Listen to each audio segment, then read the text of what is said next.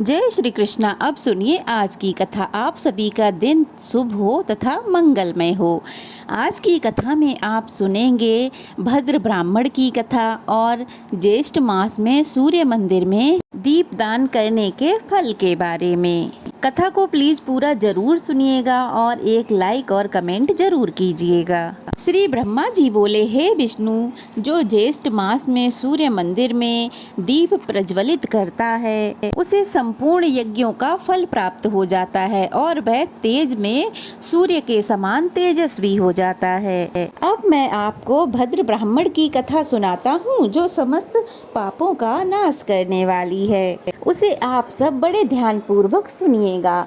प्राचीन काल में महिष्मती नाम की नगरी में नाग शर्मा नाम का एक ब्राह्मण रहा करता था। भगवान सूर्य की कृपा से उसके 100 पुत्र हुए। सबसे छोटे पुत्र का नाम था भद्र। वह सभी भाइयों में अत्यंत विलक्षण विद्वान था। वह भगवान सूर्य के मंदिर में नित्य दीपक जलाया करता था। एक दिन उसके भाइयों ने बड़े आदर पूर्वक पूछा, भद्र, हम नित्य देखते हैं तुम ना तो कभी भगवान सूर्य को पुष्प नैवेद्य आदि अर्पित करते हो, ना धूप दीप जलाते हो और ना ही कभी ब्राह्मणों को भोजन कराते हो, केवल दिन रात दीप जलाते रहते हो। इसमें क्या कारण है, हमें भी तो बताओ। अपने भाइयों की बात को सुनकर भद्र कहने लगा, हे भ्राताओं, इस विषय में आप एक आख्यान सुनिए। प्राचीन काल में राजा यक्षबाहु के पुरोहित महर्षि वशिष्ठ थे। उन्होंने राजा यक्षबाहु से सरयू के तट पर भगवान सूर्य का एक मंदिर बनवाया। वे वहां नित्य पुष्प गंध आदि उपचारों से भक्ति पूर्वक भगवान सूर्य की पूजा करते और दीपक प्रज्वलित करते थे। विशेषतः ज्येष्ठ मास में दीप उत्सव किया करते थे। तब मैं भी अनेक कुष्ठ आदि रोगों से पीड़ित होकर उसी मंदिर के समीप पड़ा रहता और जो कुछ भी मिल जाता उसी से अपना पेट भर लिया करता था। वहाँ के निवासी मुझे रोगी और दीनहीन जानकर भोजन दे दिया करते थे। एक दिन मेरे मन में विचार आया कि मैं रात्रि के अंधेरे में इस मंदिर में घुसकर सूर्य देव के बहुमूल्य आभूषण चुरा लूं। ऐसा निश्चय कर मैं उन भोजकों की निद्रा की प्रतीक्षा करने लगा। जब वे भोजक सो गए तब मैं धीरे धीरे मंदिर में गया और मैंने देखा कि वहाँ का दीपक बुझ गया है। तब मैंने अग्नि जलाकर दीपक प्रज्वलित किया और घी डालकर प्रतिमा से आभूषण उतारने लगा।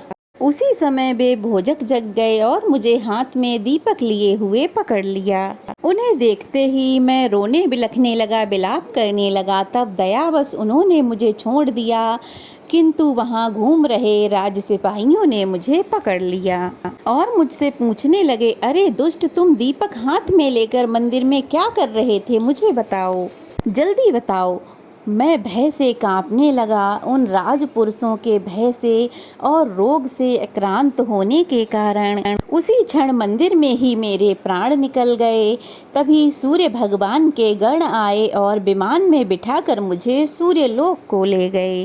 पहले वहाँ मैंने एक कल्प तक सुख भोगा, फिर उत्तम कुल में जन्म लेकर आप सबका भाई बना। बंधुओं, ये ज्येष्ठ मास में सूर्य भगवान के मंदिर में दीपक जलाने का फल है। यद्यपि मैंने दुष्ट बुद्धि से मंदिर में आभूषण चुराने के लिए दीपक जलाया था, फिर भी उसी के फल स्वरूप इस उत्तम ब्राह्मण कुल में मेरा जन्म हुआ तथा वेद शास्त्रों का मैंने अध्ययन किया और मुझे पूर्व जन्मों की स्मृति भी हो गई। इस प्रकार मुझे उत्तम बुद्धि प्राप्त हुई। दुष्ट बुद्धि से घी का दीपक जलाने के फल से मुझे ऐसा उत्तम फल प्राप्त हुआ। दीपक जलाने का ऐसा फल देखकर अब मैं नित्य भगवान सूर्य के मंदिर में दीपक जलाता रहता हूँ। भाइयों, मैंने ज्येष्ठ मास में दीपक जलाने का यह संक्षेप में महात्म्य आप लोगों को सुनाया। इतनी कथा कहकर श्री ब्रह्मा जी कहने लगे, हे विष्णु, दीपक जलाने का फल भद्र ने अपने भाइयों को बताया। जो पुरुष सूर्य के नाम का जप करता हुआ ज्येष्ठ मास में मंदिर में दीपक जलाने का कार्य करता है, वह आरोग्य, धन, संपत्ति, बुद्धि, उत्तम संतान और जाति स्मृति को प्राप्त करता है। षष्ठी और सप्तमी को जो प्रयत्न पूर्वक सूर्य मंदिर में दीपदान करता है, वह उत्तम विमान में बैठकर सूर्य लोक को जाता है। इसलिए भगवान सूर्य के मंदिर में भक्ति पूर्वक दीप प्रज्वलित करना चाहिए। प्रज्वलित दीपों को ना तो बुझाएं और ना ही उनका हरण करें। दीपक हरण करने वाला पुरुष अंधमूसक होता है। इसलिए कल्याण की इच्छा रखने वाला पुरुष दीप प्रज्वलित करे और कभी उसका हरण ना करे। अब जानिए यमदूत और नारकीय जीवों के संवाद के प्रसंग, सूर्य मंदिर में दीपदान करने और दीप चुराने के पुण्य पापों के परिणाम के बारे में। श्री ब्रह्मा जी बोले, हे विष्णु, एक समय घोर नरक में पड़े हुए भूखे, प्यासे, दुखी और विलाप करते हुए जीव से यमदूतों ने पूछा, मूढ़ जनों, अब अधिक विलाप करने से क्या लाभ होगा? प्रमाद बस तुम सब ने अपनी आत्मा की उपेक्षा कर रखी है। पहले तुम सब ने इन बातों का विचार नहीं किया, इन सब कर्मों का फल भोगना ही पड़ेगा। यह शरीर थोड़े ही दिनों तक रहने वाला है, विषय भी नाशवान है, ये कौन नहीं जानता। हजारों जन्मों के बाद एक मनुष्य जन्म मिलता है, उसमें भी मूढ़ जन भोगों की ओर दौड़ते हैं।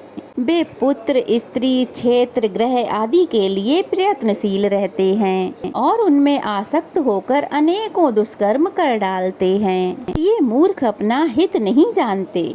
वे ये भी नहीं जानते कि सूर्य, चंद्र, काल और आत्मा ये सभी मनुष्यों के शुभ और अशुभ कर्मों को देखते रहते हैं, अर्थात साक्षी भूत हैं। न केवल एक जन्म अपितु सैकड़ों जन्मों में भी पुत्र, स्त्री आदि के लिए जो जो कर्म किया जाता है उसे अच्छी तरह से ये जानते रहते हैं। मोह की ये महिमा तो देखो कि नरक में भी ममता बनी रहती है। इस प्रकार परिणाम में भयंकर विषयों के द्वारा आकृष्ट चित्त वाले मनुष्यों की बुद्धि परमार्थ तत्व की ओर बिल्कुल नहीं होती। जीवा द्वारा भगवान सूर्य का नाम लेने में भला कौन सा श्रम है? मंदिर में दीप जलाने में भी अधिक परिश्रम नहीं है, फिर भी मनुष्य से यदि इतना भी नहीं हो सकता तो अब रोने और विलाप करने से क्या लाभ है? जैसा किया वैसा फल पाया। इसलिए पाप कर्म में कभी बुद्धि नहीं लगानी चाहिए।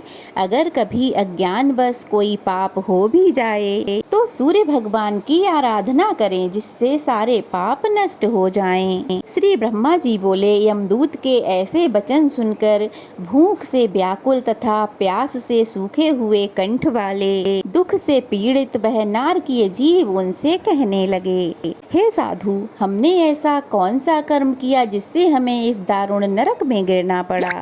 तब यमदूत कहने लगे, पूर्व जन्म में यौवन के उन्माद से उन्मादित तुम सभी ने भगवान सूर्य के मंदिर से घी के लोभ में घी के दीपक चुराए थे। उसी कारण इस घोर नरक में तुम सब दुख भोग रहे हो।